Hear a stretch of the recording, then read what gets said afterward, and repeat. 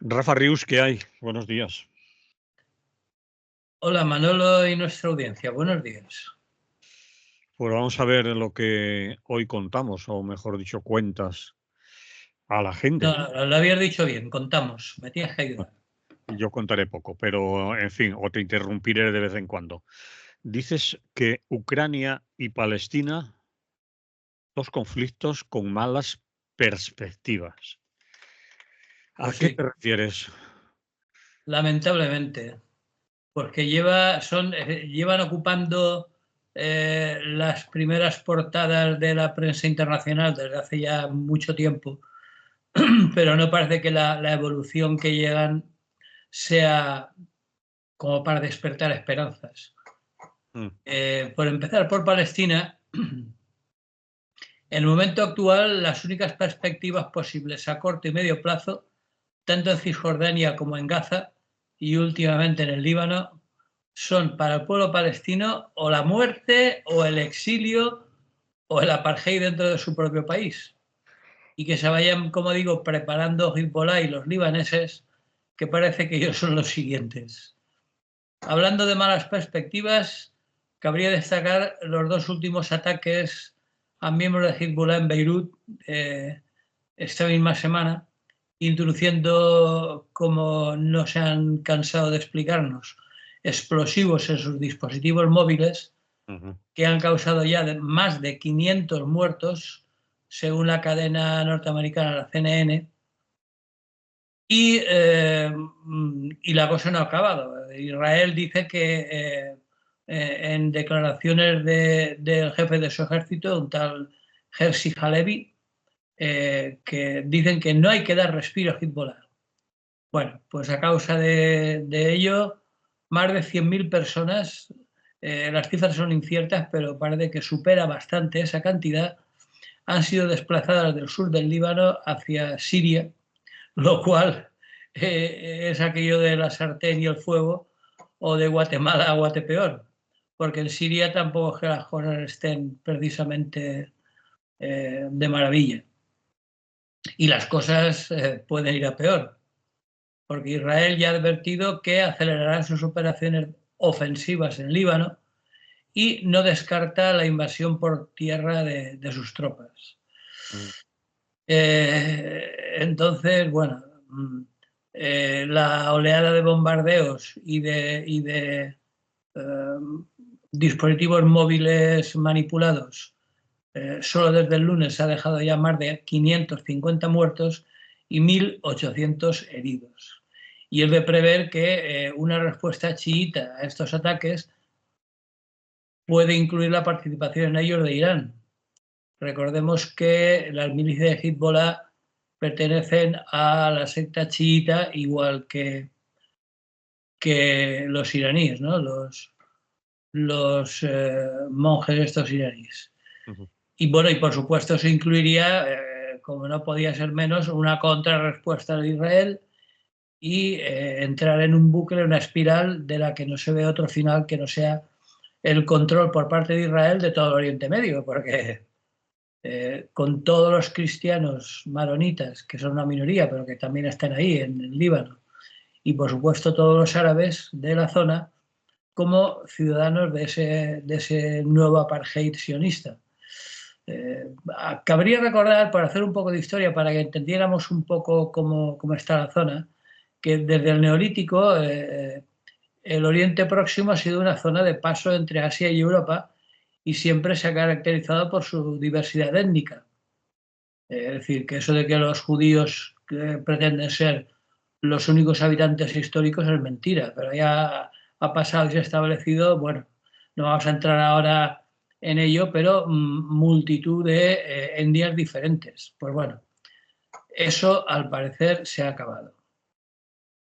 Eso, digamos, por resumir mucho respecto a cómo están las expectativas respecto a Palestina y respecto a Ucrania, las expectativas tampoco parecen mucho mejores, porque en 2 años ha pasado de un supuesto ataque relámpago ruso que iba a ocupar Kiev, vamos, en pocas semanas, a la congelación de los frentes actual de cara a un duro invierno en el que se prevé que continúe el conflicto, que incluso aumente de intensidad. De hecho, los últimos ataques ucranianos ya en territorio ruso y la ausencia de momento, y no se prevé a corto plazo, de conversaciones de paz y ni siquiera de alto el fuego, pues así lo parecen indicar. Porque lo único que podría hacer cambiar la situación es una escalada nada descartable en la que se metiera por medio la OTAN y desencadenar así un conflicto nuclear, que eso sí que desbloquearía el problema, acabando con todos nosotros en una tercera y definitiva guerra mundial. Ahí se hubieran acabado los problemas. No sé, quizás sea un poco exagerado, pero no es en absoluto descartable. No sé cómo lo ves, pero... Bueno, cuando ellos hablan de utilización de armamento nuclear, más que nada suelen ser faroles, pero suponiendo que no lo fueran, hablan de armamento que no saldría de la zona de... Es decir, sus efectos serían bastante reducidos, o armas tácticas que no abarcarían a todo el planeta, me imagino yo, que eso no conllevaría que nos matáramos todos o que nos mataran a todos. Supongo, Bueno, supongo. tú sabes, Manolo, que en póker hay veces que los faroles te los ven y entonces ya se ha acabado la historia, ¿no? Entonces, no sé, evidentemente es improbable y como tú Sí. dices, incluso desde el punto de vista nuclear, eh, sería el de esperar, primero que el de esperar que no fuera. Y de hecho, de momento, y desde la Guerra Fría hasta ahora, esos faroles sobre utilización de ojivas nucleares, de momento, no han pasado de ser faroles. Pero nunca, dado el grado de locura en aumento que parece dominar a esos mandatarios, pues tampoco es de descartar en absoluto, ¿no? Es decir, que la cosa no está clara en ese sentido, porque además hay que recordar que el peligro más importante es que intervenga la OTAN, porque la OTAN, como sabes, tiene una cláusula que dice que cuando uno de sus miembros fuera atacado, todos los demás tendrían la obligación de acudir en su ayuda, con lo cual el conflicto se extendería.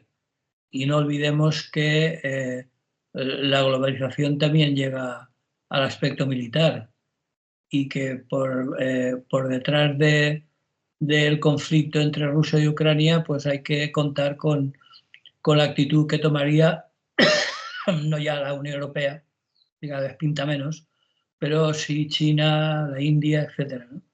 Entonces, eso sería, vamos, bastante improbable, pero en ningún caso sería cuestión de descartar, porque lo único que queda claro en el horizonte de un futuro inmediato es que el conflicto no solo, ninguno de los dos, ni tanto el de Oriente Próximo como el de Ucrania, ninguno de los dos conflictos ofrece la más mínima esperanza de solución pacífica. Los mandatarios siempre, bueno, se cansan de decir que la solución ha de ser diplomática, que hay que hablar, pero de momento las únicas que hablan son las armas. Y por supuesto no olvidemos que detrás de esas armas está uno de los grandes negocios mundiales, que es la venta de armamento. Y por lo tanto es muy difícil que, por lo menos a corto plazo, la cosa no solo es muy difícil que se pare, sino que no evolucione a peor, digamos.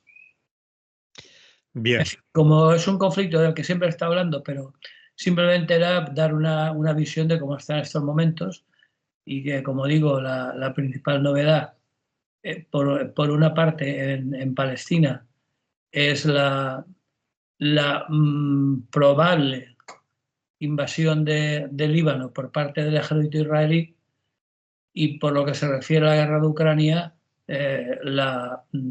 los bombardeos ucranianos en territorio ruso. Parece ser que tanto la Unión Europea como Estados Unidos están decididos a seguir proporcionándole armamento a Ucrania y por lo tanto, bueno, las perspectivas de paz son bastante remotas de momento.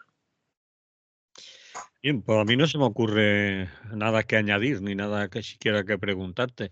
Estamos... No, es que, ¿sabes qué pasa, Manolo? Que cuando hay algo que estamos oyendo todos los días, Sí. al final deja de importarnos, no es que deje de importarnos, sino que de tanto repetirlo, al final pues parece que es algo cotidiano, que forma parte de nuestras vidas y estamos acostumbrados a que en todos los telediarios, pues de una forma o de otra, oigamos hablar de Ucrania y de Palestina, pero eso no quiere decir que de cuando en cuando no haya que dar un toque de atención. Ujú. Yo tengo la sensación de que a Zelensky le están diciendo, bueno, a Ucrania le están diciendo que pare ya, que entre a negociar, que por lo que hemos contado los frentes no se mueven prácticamente, que ya han entrado en una fase de la guerra de desgaste mutuo, pero que los avances territoriales que se dice o las conquistas de territorio pues no van más allá. Y Ucrania ha dicho que, bueno, Zelensky ha dicho que ellos no tienen ningún interés en conquistar territorio en Rusia, ni mucho menos. Pasa que quizás la táctica de bombardeos y de invasión de zonas de Rusia, pensaban ellos, o creen, o si a lo mejor lo siguen pensando, que eso obliga a Rusia a distraer fuerzas de otros sitios, del Donbass y demás, y ocuparse de defender mejor sus fronteras o de expulsar a los invasores de Ucrania. Pero parece ser que no ha sido definitivo, ¿no? Esa estrategia, porque Rusia ha respondido bombardeando y mandando misiles a otras ciudades que prácticamente o no los había enviado o había cesado en ello, ¿no? Y Sí, entre otras a la misma capital, aquí. sí, sí, sí, es decir, que tienen respuesta, es decir, que Rusia tiene mucha capacidad o mucha más capacidad si quisiera utilizarla en plan bruto, ¿no? Ya sin hablar de armamento nuclear, ¿no? Pero, en fin, yo qué sé.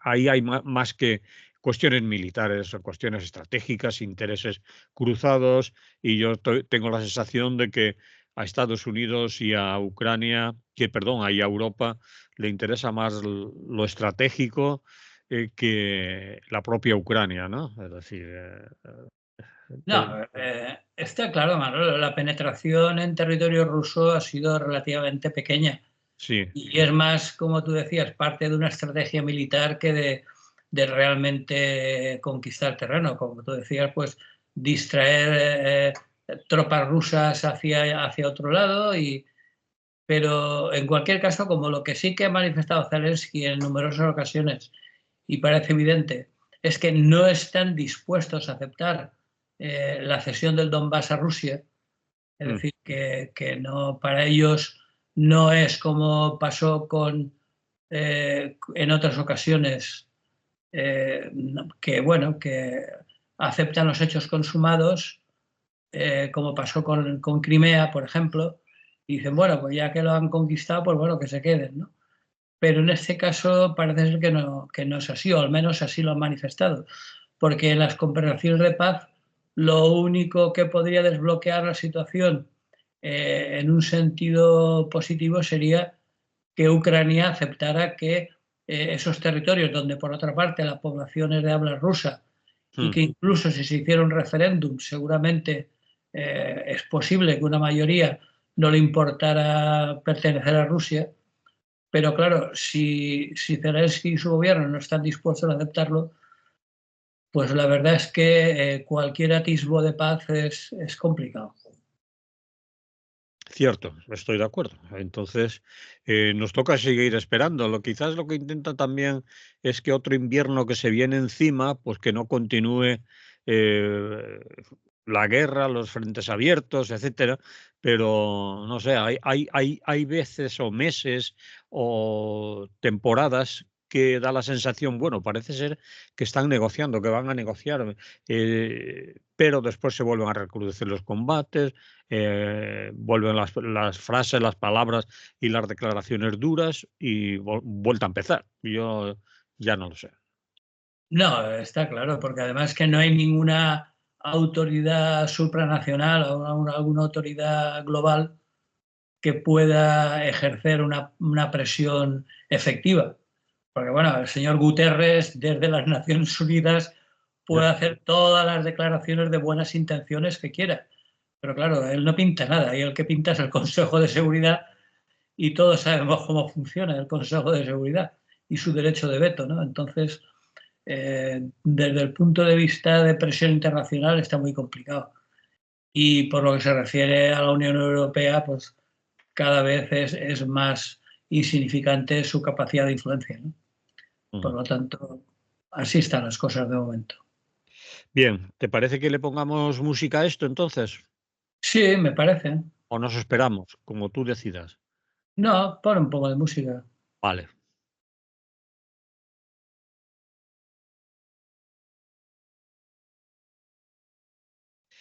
Bien, seguimos aquí en Es lo que hay con Rafa Rius en Radio Clara, dentro del Lliure Directe de Radio Clara, y vamos a hablar de otra historia.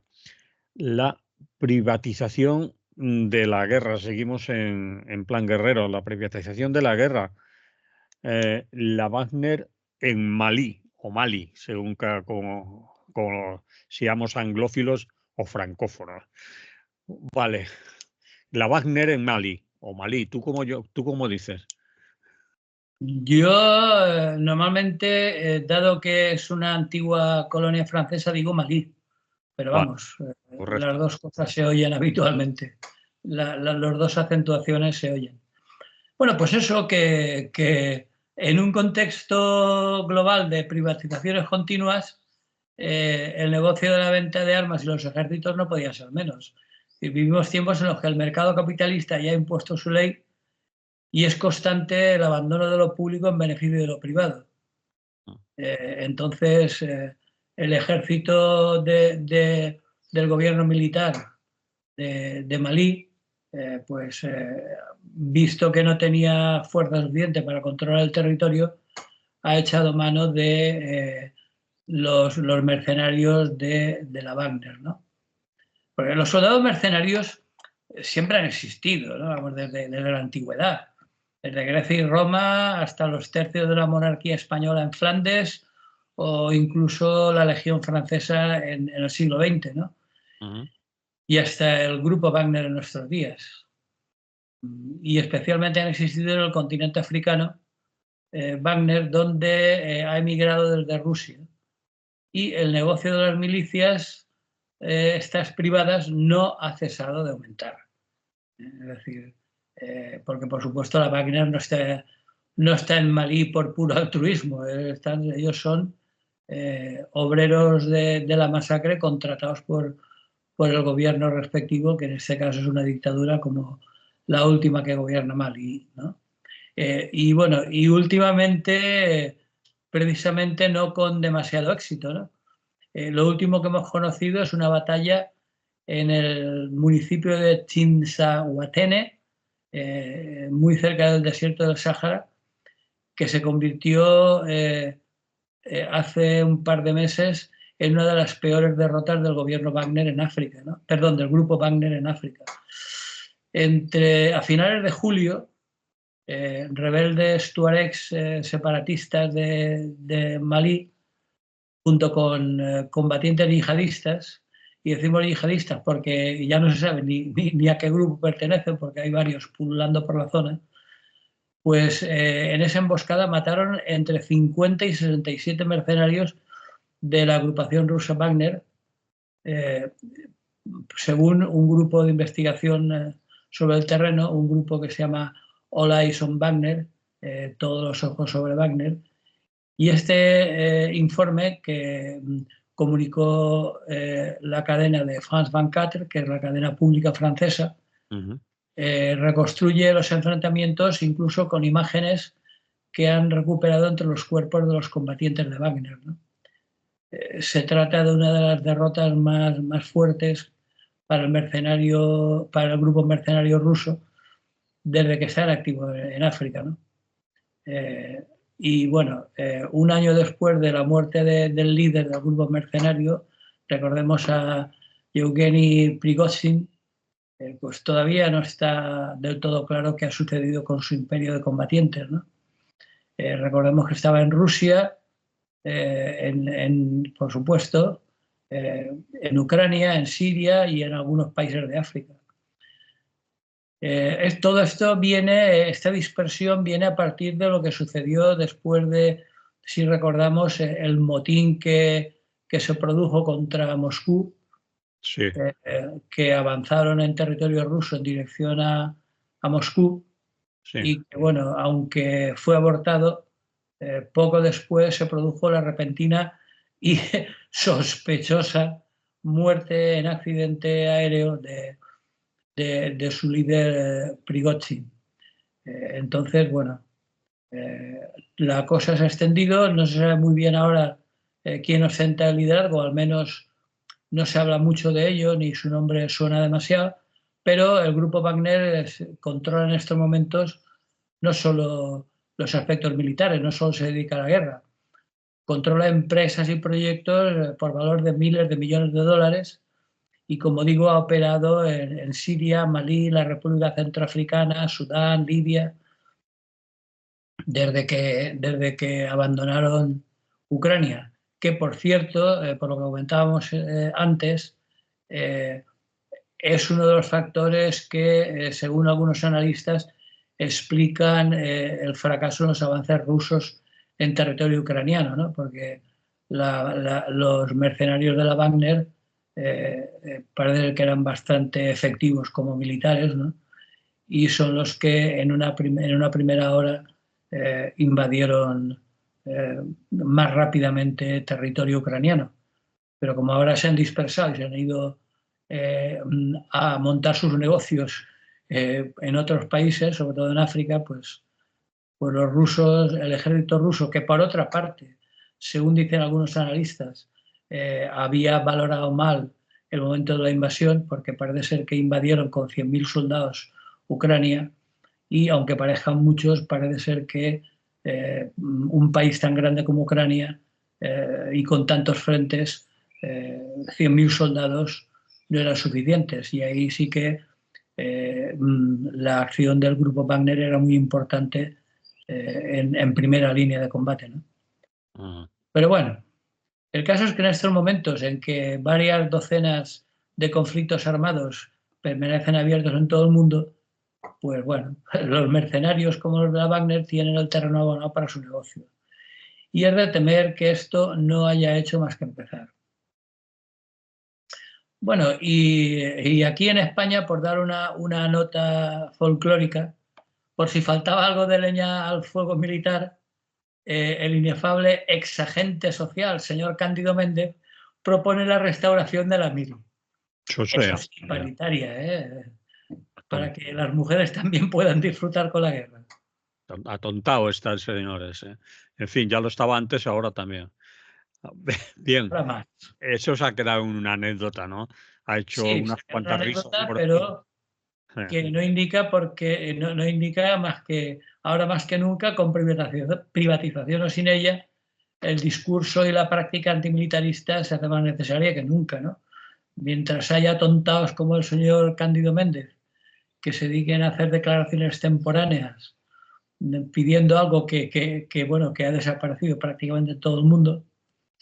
Bueno, en todo el mundo excepto en Alemania, que había rumores que también se lo estaban planteando, pero bueno, en general la cuestión militar parece claro en estos momentos que está más por privatizar y profesionalizar la masacre que por volver a instaurar la mili obligatoria, entre otras cosas porque los soldaditos que íbamos durante un año a hacer el paripé, pues en caso de conflicto armado serían, como lo han sido en tantas ocasiones, carne de cañón, porque no están formados ni mucho menos para hacer frente a una guerra convencional, ¿no? mientras que los mercenarios, como los del grupo Wagner, pues están muy bien entrenados y son mucho más efectivos. Por lo tanto, lo siento por el señor Cándido Méndez, pero no tendría el más mínimo sentido. No pasa de ser, como tú decías, una anécdota y una salida de tono que demuestra quién es quién y demuestra quiénes eran los dirigentes de los agentes sociales, ¿no? Sindicales. En fin, simplemente era recordar, pues eso, que en un contexto de privatizaciones de todo tipo, pues la guerra tampoco podía sustraerse a las privatizaciones. Y lo último que sabemos es la huida o la emigración del grupo Wagner a África, aunque no parece que, como decía, en sus últimos enfrentamientos le han ido muy bien las cosas. Pero bueno, el gobierno dictatorial de Malí, pues visto que no tiene capacidad de formar un ejército con garantías de éxito, pues ha hecho a mano de la Wagner. Esa era la noticia.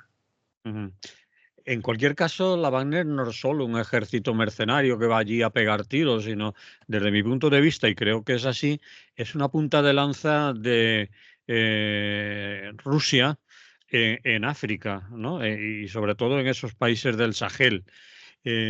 Así como China y van allí de una manera silenciosa, invierten en infraestructuras, hacen préstamos, construyen eso, carreteras, fábricas, etcétera, calladitos, calladitos, tienen compromisos con muchos gobiernos en África, ¿no?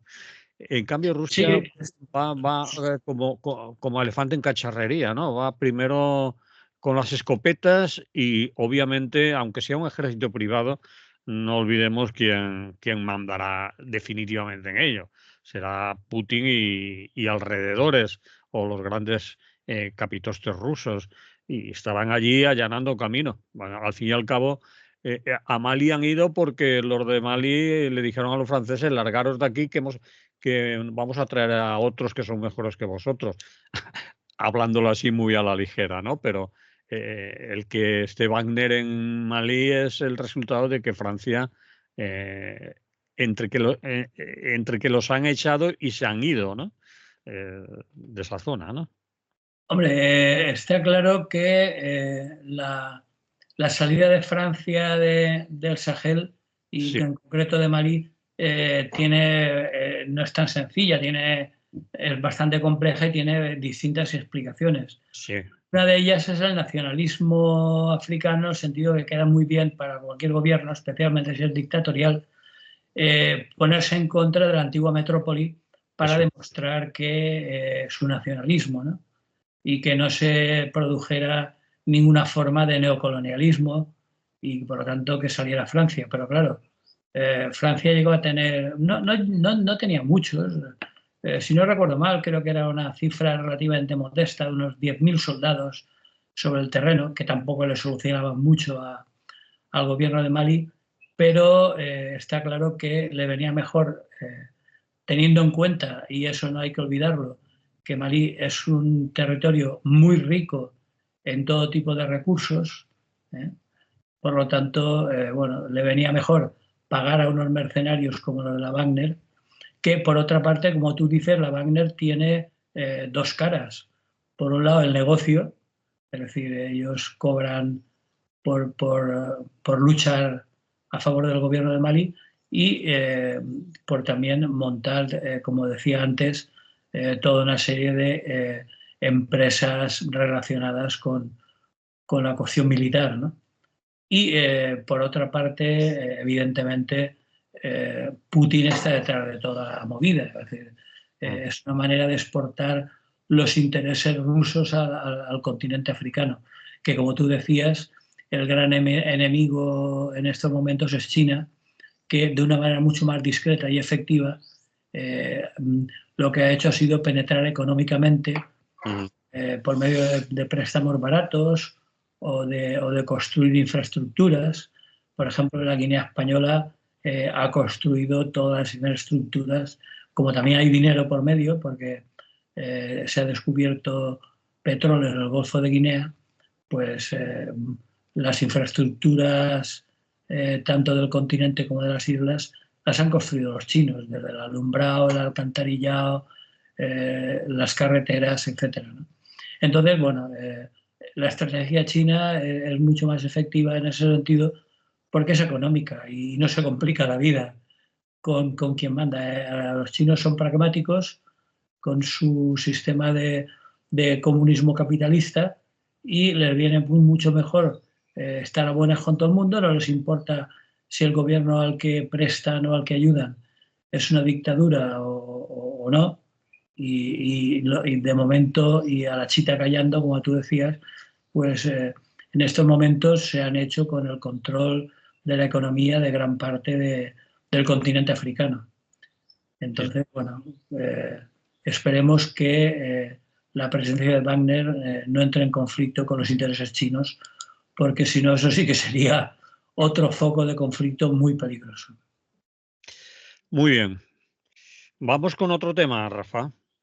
Vale. Y con él terminamos ya. Nos quedan aproximadamente 14, 15 minutos. Y vamos a hablar de un tema que a ti te gusta, porque te he oído varias veces insistir en ello. En la radio también lo hemos hecho en otras ocasiones. ¿Quieres hablar de macroeconomía y microeconomía en la España actual? Es decir, separar las cifras grandilocuentes de que vamos, esto va como una moto o como un cohete, que aquí van a atar los perros con longanizas en la Plaza de los Pueblos en un par de semanas, y la triste realidad de la gente que no puede vivir, que no llega a fin de mes, que no puede encontrar vivienda, etcétera, etcétera, ¿no? La micro. Claro, es que frente a esas cifras triunfalistas con las que nos castiga el gobierno todos los días, luego, si ves el periódico, la página de al lado te pone que España encabeza el índice de pobreza infantil de los 27, que es muy fuerte, es decir, incluido las repúblicas bálticas, Rumanía, Grecia, etcétera, ¿no?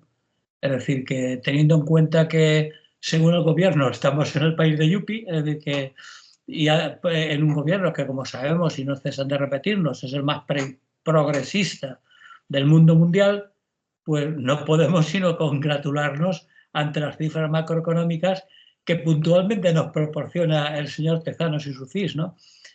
Por ejemplo, este año el gobierno eleva el crecimiento al 2,7%.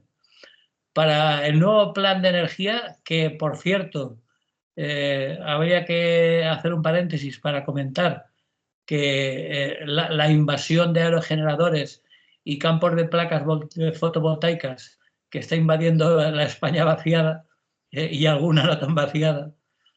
Por ejemplo, aquí cerca tenemos uno, creo que es en el término municipal de Turís.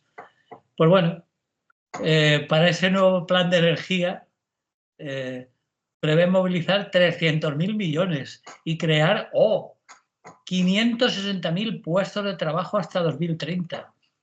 Hay que aplaudir necesariamente. Bueno, y por supuesto, según el Ministerio de Economía, Comercio y Empresa, se prevé una progresiva mejora del crecimiento. Aquí se ve que el decrecimiento todavía no ha llegado. Dentro de no solo de España, sino de la zona euro en este año, ¿no? Encima, en los últimos trimestres, parece que se consolida el proceso de moderación de la inflación. Los mercados energéticos internacionales muestran una relativa estabilidad. La población activa crece y todo ello, según el Ministerio, en el marco de lo que ellos denominan un sólido crecimiento estructural. Ya digo, estamos en el país de Yupi. Pero claro, ¿qué pasa si cambiamos el enfoque y nos fijamos en los datos micro?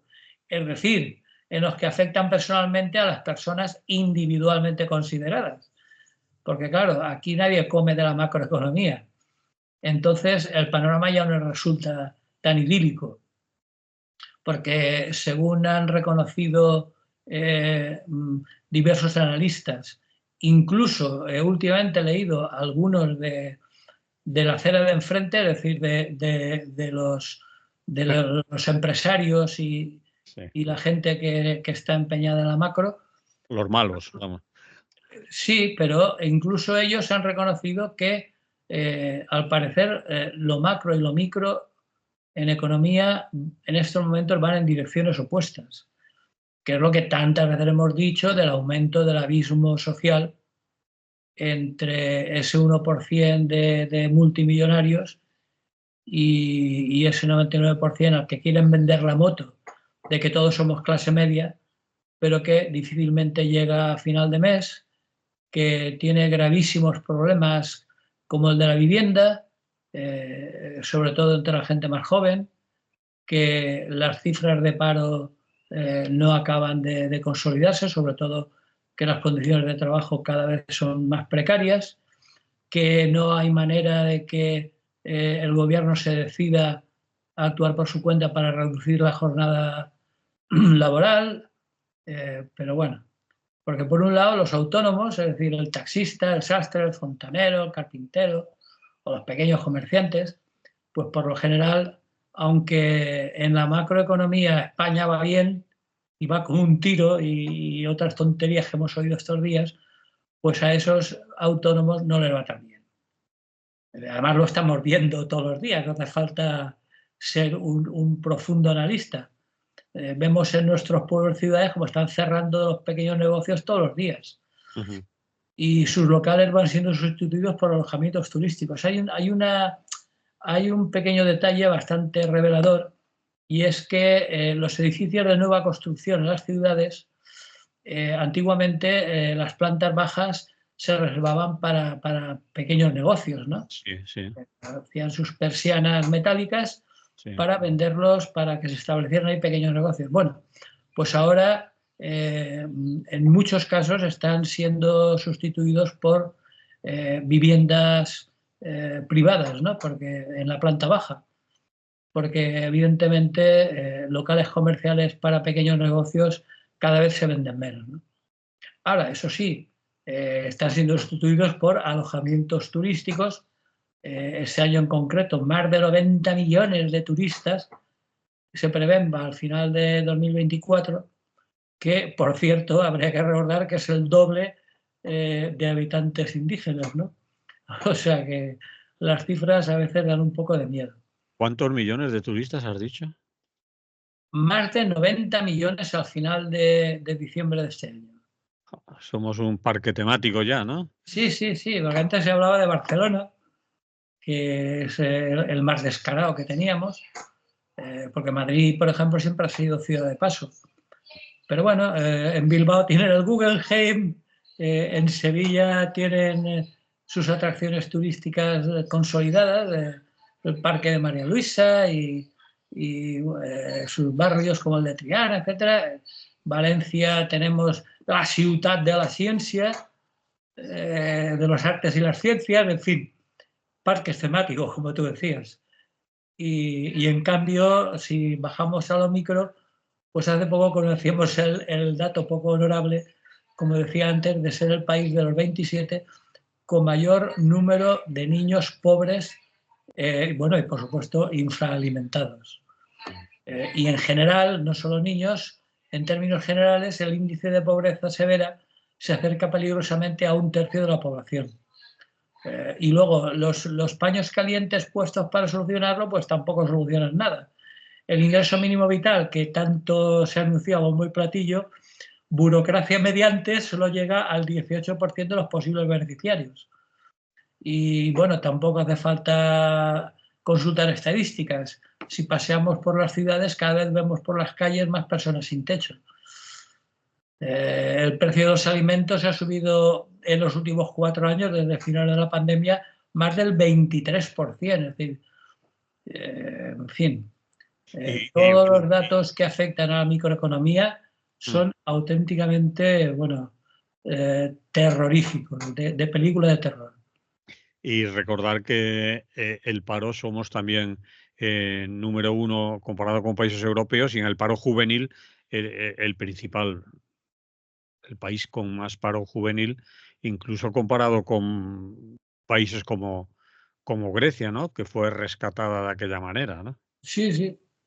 Y como nuestro vecino Portugal, que siempre parece que había sido el hermano pobre de la península, Sí. bueno, pues ahora nos superan en casi todos los indicadores. Y bueno, nuestro querido presidente Sánchez ya ha declarado eufórico, la economía en España va como una moto. Sí, estos días se le ha oído hablar de que crecemos más que el resto de Europa, que las cifras de crecimiento doblan a la de otros países, bla, bla, bla. Y yo siempre me pregunto, ¿pero quién carajo está creciendo? Porque mis Bueno, es que, vecinos, claro, pero de los micros no habla. Porque el sí. problema es que esa moto muy pocas personas pueden pagarla. Ujú. Yo apenas oigo a los miembros del gobierno, empezando por Sánchez, que hablen de aspectos microeconómicos, ¿no? De los problemas reales de la gente, porque que en realidad a la gente el que las grandes cifras crezcan, bueno, según ellos dicen que claro, cuando las grandes cifras crecen, eso se traslada y se transmite a la microeconomía. Mentira. Bueno, eso es. Algunas migajas pueden caer, pero a ver quién las pilla y se caen, ¿no? Claro, Pero pero en la práctica vemos que que no. el abismo social cada vez es más grande y cada vez hay más pobres, cada vez hay más gente precaria que no llega a final de mes, gente que trabajando, que trabajadores que no llegan con su salario a final de mes, por no hablar de los abusivos alquileres y que el gobierno no ha sido capaz de imponer ahora hay un verbo que se gasta mucho, topar. No ha sido capaz de poner topes a esa libertad absoluta de fijación de alquileres y por si fuera poco, no olvidemos que la mayor parte de autonomías están en manos de la derecha, en concreto del Partido Popular Mm. o de derechas autonómicas, ¿no? Entonces, muchas de los... Porque claro, eso también es otro escudo del gobierno. Es que no, claro, nosotros podemos legislar, pero luego las autonomías, es mentira, también, porque una ley de ámbito nacional siempre es de ámbito superior a las leyes autonómicas y, por supuesto, locales, ¿no? Entonces, bueno, es la excusa que tienen, pero que la realidad es que en un contexto como en la Comunidad de Madrid, en la que se dedican a rebajar impuestos a las grandes fortunas, mientras aumenta la miseria de sus ciudadanos más precarios, pues bueno, realmente simplemente denunciar eso, ¿no? Mm. Que no nos embauquen con la macroeconomía y que si quieren que nos creamos algo, que empiecen a hablar de microeconomía y sobre todo que empiecen a actuar sobre ella, ¿no? Cierto. Denunciar un poco esa trampa, ¿no? Y que vayan un poco más allá de lo que ha ido, aunque pueda quedar como una anécdota, no será lo fundamental de su argumentación, pero el hecho de que sobre el tema de la vivienda, ella hacía una recomendación y una petición a los caseros y a los grandes tenedores de que fueran solidarios y que no subieran tanto los alquileres, que, en fin, que fueran buenos a la hora de poner los precios del alquiler. Que una ministra te llegue a eso, ¿no? De recomendar el buenismo a los que están ahí para ganar dinero con la vivienda es un poco triste, ¿no? Que las soluciones debían de ser otras, pero en fin. eh, Bueno, si me permites un pequeño paréntesis, sí, el número de invierno que se cerrará a 1 de diciembre de la revista de Al Margen tiene como tema central del dossier la vivienda. bien, Porque, lo digo porque si algunos oyentes de los que nos acompañan quiere escribir un artículo y participar en un tema que está en boca de todos, pero que de cuando en cuando viene muy bien reflexionar sobre él, y si es por escrito mejor porque podemos leerlo y releerlo, pues sabe que tiene abiertas las puertas de la revista Al Margen para que colabore. Bien, cierro paréntesis, que diría Rajoy. Entonces, pues está claro, es decir, eh, no hay posibilidad de acceder a una vivienda por menos de prácticamente la mitad de los salarios, ¿no? Es decir, entonces, bueno, parece ser que si la gente alquila una vivienda ya no come o algo así, ¿no? Pero bueno. Se dice que el alquiler o el pago de la vivienda como mucho debería ser un tercio del salario de la persona, ¿no? Y si ese, como tú dices, la mitad o más de ese salario, pues o no come o no vive o no se compra ropa o no hace nada más que pagar la vivienda y pedir prestado a lo mejor a familiares que le puedan echar una mano. Es la Sí, triste realidad, sí. no La gente, recuerdo el dato exacto, pero creo que el salario medio, no el mínimo, el medio, anda por los 1.400 euros o por ahí. Bueno, pues vete a las zonas tensionadas de las grandes ciudades a ver si encuentras un alquiler por menos de 700 euros, es decir, por la mitad de tu salario. Es prácticamente imposible. Y alquileres de 1.000 y 1.200 euros abundan tanto en Madrid como en Barcelona, como incluso está empezando a pasar en Valencia, ¿no? De hecho, una habitación ya te la alquilan por 500 euros. Es decir, es un auténtico escándalo. Pero como eso pertenece a la microeconomía de las personas y eso no queda bien para argumentar que España va con una moto, pues bueno, se lo callan o lo dicen con la boca pequeña. En fin, recordar eso. Hay que seguir insistiendo en que no es lo mismo macro que micro. Eso es lo que quería decir. muy bien, Rafa, pues aquí lo vamos a dejar hasta la semana que viene, si no pasa nada, ¿de acuerdo? De acuerdo, pues salud y buen día. Salud.